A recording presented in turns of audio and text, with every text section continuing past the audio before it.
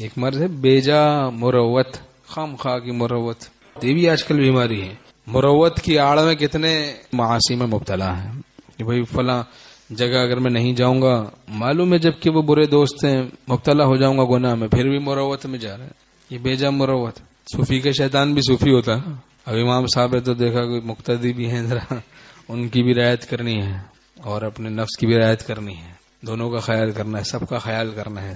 ایک صاحب کو میں نے کہا بھائی تمہارے اندر مروت میں گناہ کرنے کا مرض ہے، ایسی مروت کرنا اپنے بڑوں کی کہ جو نافرمانی میں مبتلا کر دیں، یہ کہاں کی شرافت ہے، کہاں کی حیا ہے، کہاں کی مروت ہے؟ عقلی مروت ہے، شرعی مروت تو نہیں۔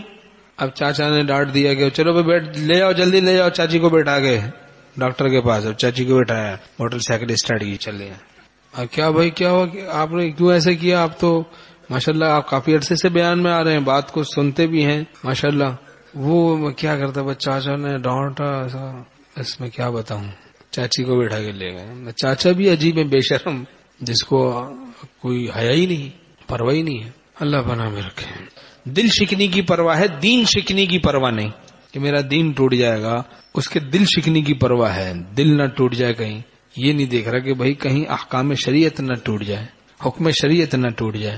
اب کوئی مہمان آ گئے، مروت میں جماعت کی نماز چھوڑ دی کہ بھائی اگر میں ان کو کہوں گا کہ چلو بھائی جماعت کے لیے چلو بھائی، تو پھر یہ کیسے ہوگا؟ یہ سب تو یہ تو خلاف مروت لگ رہا ہے، بتاؤ یہ کیسے خلاف مروت ہے؟ کوئی مہمان آ گئے، جماعت چھوڑ دی۔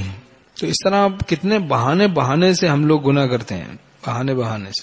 خدا کے عشق سے اتنا مجبور ہو جائے آدمی کہ بس حکم شریعت پر عمل کرے، احکام شریعت کو پورا کرے، آرزویں خون ہوں یا حسرتیں پامال ہوں، اب تو اس دل کو تیرے قابل بنانا ہے مجھے۔